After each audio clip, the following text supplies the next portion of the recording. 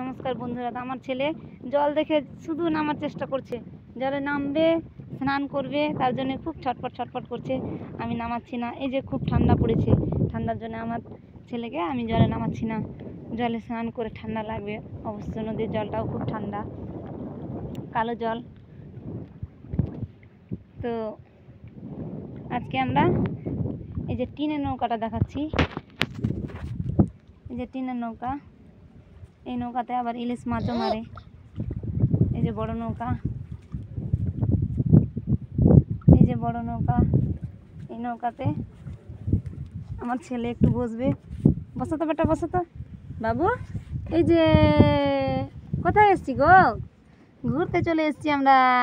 এই যে নদীর ধারে ঘুরতে চলে এসছি। আমার ছেলে খুব খুশি।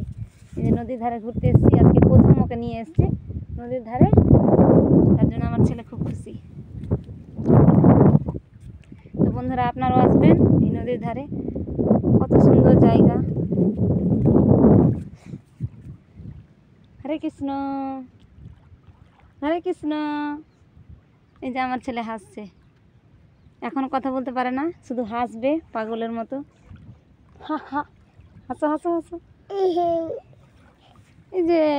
এই যে কি আছে গো? হা, কি আছে? আসুন বন্ধুরা, তাহলে ভিডিওটা দেখে লাইক শেয়ার কমেন্ট জানাবেন।